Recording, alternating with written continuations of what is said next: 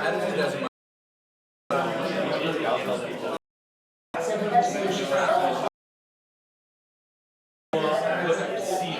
See the ball there.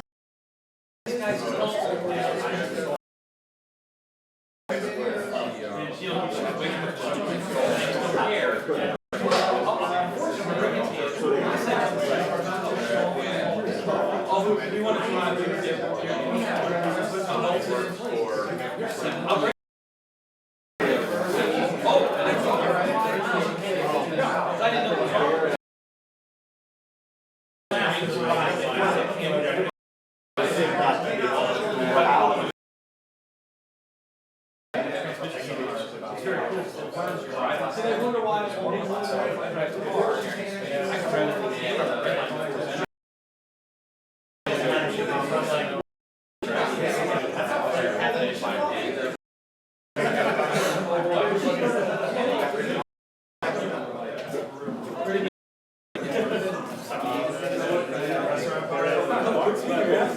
see you everywhere now.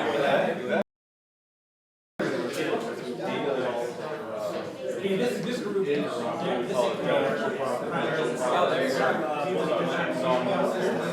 is right. This group. I see on the cutting edge of all between you. And Harrison Franklin, that puts you way out. Yes. For the people I've met over there.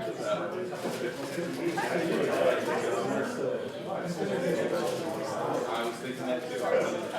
But you know, I guess I was going to call me generation. It's a great idea.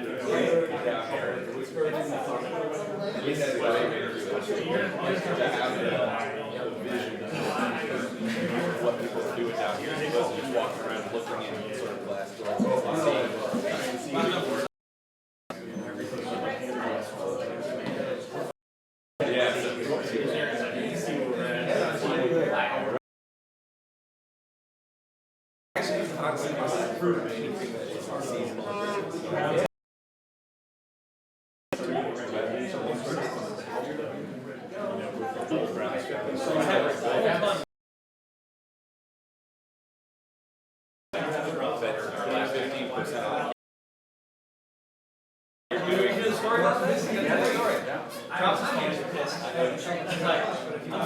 I think you find people who are purposes of quality of work life.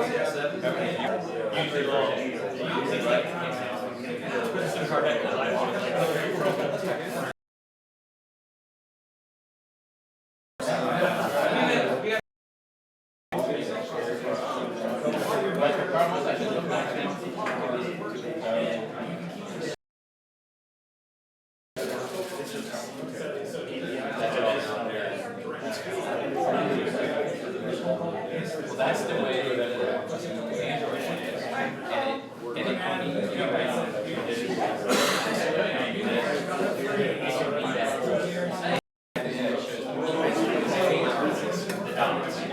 something going on with the space, but then it's like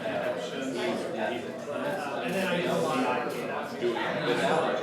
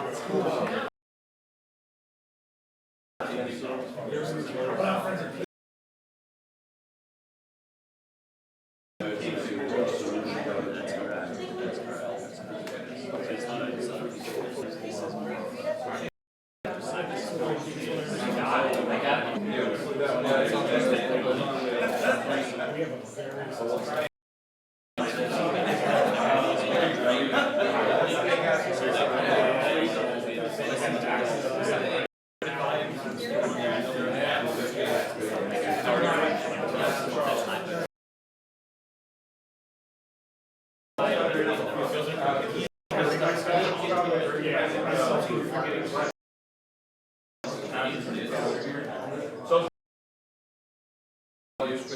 the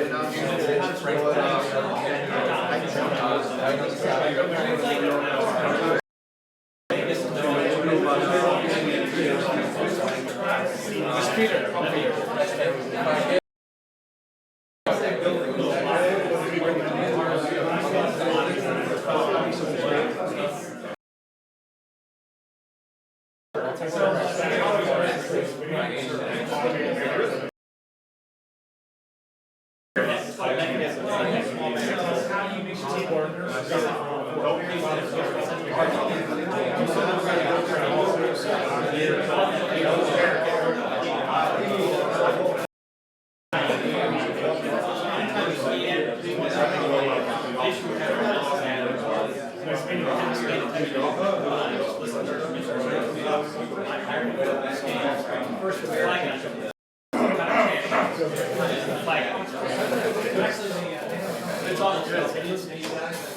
everybody, please come in. We have some empty spaces here in the front, there's one more there. Feel free to come closer. I try to keep it my mouse not too big. So my name is HyperTeam. So nearly every month we're organizing one lunch and learn session, a little bit over an hour, 60 make a presentation with a guest speaker. I will introduce you in a few seconds to you, and also with our strategic partner, the Rocket Launch, where we are now. They just opened their doors a couple of weeks ago, and HyperTeam and the together is the German market and the other German-speaking countries market. We just launched 2 weeks ago our German-speaking CRM solutions, and next week we came out with the Spanish version. So let me give you just a quick overview of who is HyperTeam, who we are, and what we are in collaboration, and make a digital even more than me. So sure. But what common on these companies? Let me start with this question. Feel free to, you don't have to raise your hands. What's common in these companies? They use technology. What kind of technology is it? All of it. All of it, yes. Yeah, and do you know which is the best customer service companies of the US in the past few years now? Which is the number one, number two, number three? These companies. So what is common in these companies?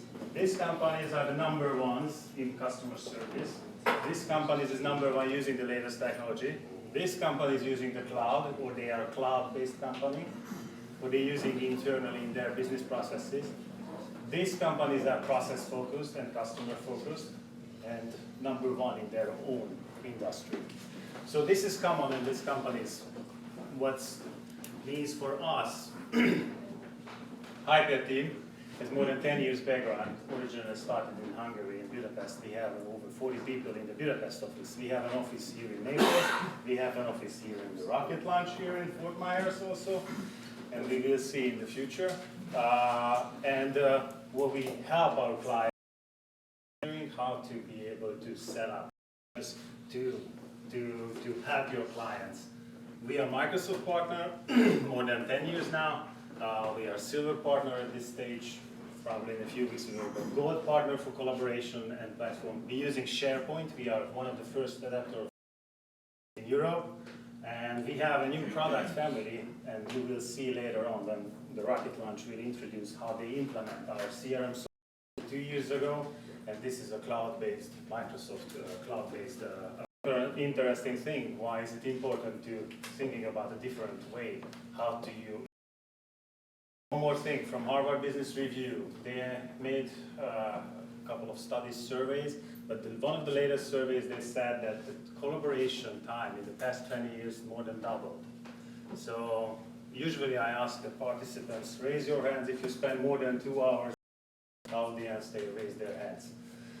And with the collaborations, using this old, the UPS, the Google, etc., using product family. This is what we're building now, and we have solutions for 5 to 10 employees companies, and also we have reference customers for our project management solutions, small engineering offices, and also railways. National railways using our solutions. Of course, this is not the same functionality, but we are able to serve the small businesses and the large enterprise level clients. So back to the goal, to be able to serve your clients as if you want to treat them like Amazon treat you.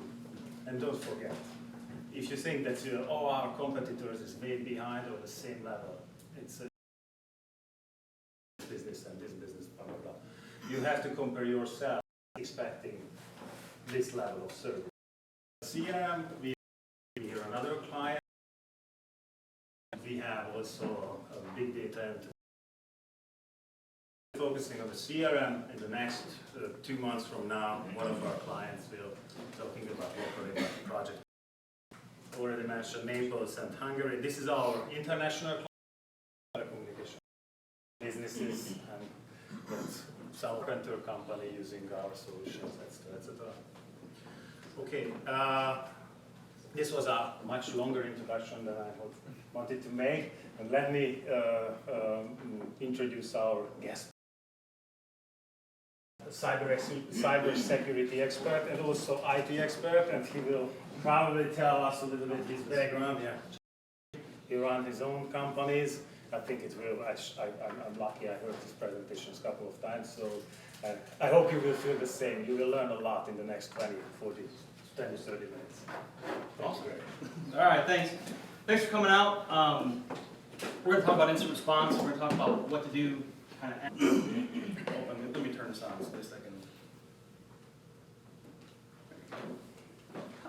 So a little bit about me. I'm the CEO and lead security consultant for a company called CyberSecurity Defense Solutions, located about 2 blocks. Independent InfoSec company. We do assessments, we do training, we do penetration testing, we do all kinds of fun stuff like that. I'm also a partner in a company called CPR Tools. We're a data recovery company and data destruction company. We work with hard drives and things like that, also located. It actually comes in very handy when dealing with InfoSec stuff, and I'll kind of talk about that. I have more certifications in VAX VMS, which people probably don't know what that is, than anybody cares to deal with. I worked as a security analyst in steel mills and ICS, things like that. I owned a mid-sized managed services company, which I did all the InfoSec for about 15 years. So I've been in this for a long time. I do a lot of volunteering. I'm on the board of the South Florida Regional Technology Partnership. I'm on their advisory board here. I help with the high schools. I do news stories, do anything I can to kind of get involved in the community because I think it's important. Entrepreneur, I'm a business owner, I'm a dirty white hat, and I mean that it's not just because of the hair color either. I love, but I do stay kind of above the law. I kind of anal about that stuff because it can get you in trouble. So. IT, realize your network isn't secure, and I don't care who you are. I don't care what level of security you have. I don't care what products you have. And if you think I'm lying, I'll give you a list of some clients who will definitely verify that for you. Who work with us. It's just not possible. The amount of attacks, the amount of services out there, the things that happen. Prevention is not an option. So you have to rely on detection and response to make sure you have that kind of stuff in place, or else it's going to be a big issue when it really happens for you guys. There's a saying that in InfoSec, defenders can only be wrong one time every minute. Click from one of your users, and trust me, everybody thinks they won't click on a phishing email. Good bad guys have. It's really not fair to the defenders. It's just not. The game is rigged. The prevention side, but realize it gets to be almost futile. And you have to have a good response. You have to understand what the response is. And I'm going to give you an example of this. So in my previous life, I ran security filtering to not allow people to go places. We had an inline intrusion prevention system that actually blocked malicious files and things like that. And we have processes in place. Well, one of their head attorneys called up and says, I got called and put in a ticket that says the web filter is blocking me from going to some obscure place on the internet to get this PDF file. So the level 1 technician logged a ticket, unblocked him, and as he tried to go there and get the PDF file, the IPS blocked him. So that file's malicious. It's not going to let you do it. So he put in another ticket. Says, hey, you got to unblock me from the IPS so I can get this file. Well, the level 1 techs can't do that. They have to escalate it up to the InfoSec team. By the time it got to us, he calls me on my cell phone and says, hey, Greg, I know I put in this ticket to get past the IPS so I can get this file. He goes, I just plugged in my iPhone, tethered it to my computer, downloaded it. It didn't work. I ran it. It didn't work. So just cancel the ticket. It worked all right. But it didn't work the way he thought it was. It was a malicious file. They were basically compromised from that. So no matter what, you can have some of the best technology in the world. Your persistent threats are your users, really. It really comes down to that. Users are smart nowadays. They know how to get around technology. So you can spend, $500,000 on all these great, applications to worry about. How can you afford it? I've seen people who have had this on, you've been compromised. How deep does that go? You know, so the threats are out there. Realize, according to Verizon, which I don't believe all the reports, but on average it takes over 7 months. Someone calling you and saying, "Hey, my information's on the internet," or someone's calling me, and the only place that has that information is you. Antivirus and anti-malware, run it, but realize with that, standard tools, it will not the way antivirus works. It's not a sophisticated attack. So you got to plan before you breach. One other person. If you don't have one, the issue is that you don't want to be formulated an instant response plan after you've been breached. Breathing down your throat, you need to have a plan beforehand. Okay? And we're going to share some ideas today. Realize that I only got about 30 minutes. Instant response is a deep, deep subject.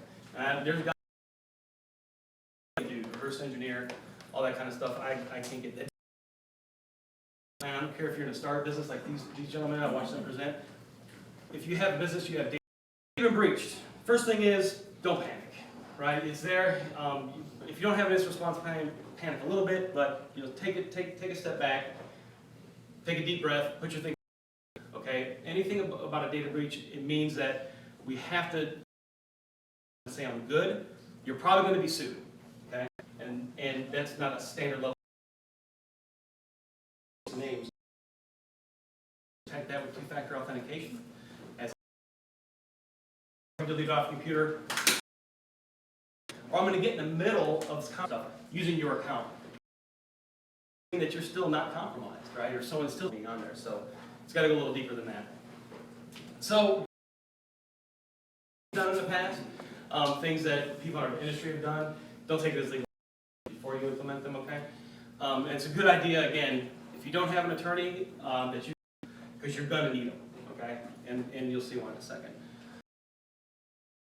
And not because I get kickbacks from legal departments or anything like that, but you need to let your attorney dictate the investigation. He can do it with your plan, he can do it according to help with your direction, but once you engage your attorney, that's going down the road if you have a large data breach, right? You don't want to be involving people in the media. You can put things out publicly that could damage your company until you have all the evidence, right? And you can do that protected with privileged conversation, okay? So I've talked to some very large companies in the past few years that have been breached, and this was one of the #1 advices to us to say, we should have called our attorney first because it got out of hand very, very quickly. So involve your legal team early and often. You have to communicate pervasively when you have a breach. So there's things you need to do with your plan. So realize that you may run into. So you need to be able to have the authority, and they might not like, right? So we've investigated people who are next in line to be CEOs who system document is, talk to Arby, get his IT ticket system, get something to document at some point. And I'm not going to say this because I think that you as a private company, I'm going to talk about, you're going to hear me say tap all the things in a minute, and that has a different meaning than what you think. Once you involve law enforcement, you become an agent of that law enforcement. You can log every single piece of communication. You can tap everything law enforcement do without a warrant. So you need to collect that evidence. Once you do that, it's going to limit the amount of information you can get legally. And what you have to do, and time is of the essence. We're going to talk about that too. So you got to do this stuff kind of quickly. Do it through your attorney. Again, that helps. That also helps too. About a few. Those are the quick tips. I'm going to talk about a few concepts in marketing. Something called an OODA loop. And it's a loop, and you do this quickly. And the guy who designed this said, if I can do this loop quicker than someone I'm dogfighting in a plane, if I can get inside their OODA loop, I'm going to win. If I can observe their behavior, I can orient to what they're doing, make a decision, and act on that decision quicker than they can, I'm going to win. Okay? So agility and speed versus raw power. And that absolutely is apt when it comes to instant response. This concept is kind of new in instant response. It's something that I know what's happening in your network in real real time. Store logs. If you're not storing logs somewhere, you need to start storing logs. If you don't have a secure time source for those logs, you need to get a secure time source. Why is that? Because I've seen it 100 times where a hacker will get in and manipulate the time on something that they're doing so that the log files are now backdated and you can't correlate those events together, right? So you need to have a secure time source so you can correlate events through logs. You need to be storing your logs somewhere centrally. Those log files and the events that you can try to keep those guys away from are going to help you with your incident response so you can look and find out what happened, who did what, where they went, all that kind of stuff. Tap all the things, what does that mean? We use what's called a network security monitoring device. Sits on our network, it's an open source piece of software that we've customized. It listens to every bit of incoming and outgoing information. Encrypted, it logs it. I can't see the encrypted communication, but I know you went there. And you can't get to this device, you hardly even know it's there. It sits on it's on a tap port. So I see all that communication, it's logged constantly, right? I don't have to worry about anything else, I know they're there. You can do a lot of other cool things, but you may not have to go that far. If you can at least store logs from some of your devices, your server. The oriented part is understands, right? Everybody know who this guy is? Kevin. Damn right, it's Kevin Mitnick. You get a phone call from the to get into your network. Okay? He's probably one of the best social engineers on the planet. Al Gore calls you on the phone, I'm not worried about Al Gore. And understand what those looking and seeing that you maybe do a little bit more. Google, use threat intelligence. You go search these things out. When you see these things, you're not going to know everything. You'll seek outside help if needed to orient yourself to those threats. And be really keen to internal issues. They get very, very sensitive. So you need to understand those politics and those relationships and go to the people you can trust so that you can get to the bottom of the answer. Decide. This is the wrong way to decide, right? Don't flip a coin. Using your decisions need to be defensible, right? It doesn't mean that you're going to make the right decision all the time. And that's what it's meant to do. But you need to make sure someone has broken your network and you need to sue, or there's criminal investigations that happen. The more QRC, quick reaction capabilities. Be able to act fast, right? You need to have broad access to your teams. If you bring in an incident response team, this is why it helps to have this done beforehand, but you need to have the tools, you need to understand your tools, you need to give them access to things because you need information. And you need to be able to do that quickly. Time is of the essence when you talk about UDA, okay? So, again, you can keep hearing me say document because it's really that important. If you don't document it, thing, that's a new concept, and that kind of leads into kind of the real incident response process. And I brought something for you guys here. Let's see. Some light. That's in here. So if you want some light toilet reading, this is the NIST standard for incident response. It's about 80 pages of stuff. Okay. It's these steps that we all follow. They're in every one of our incident response plans.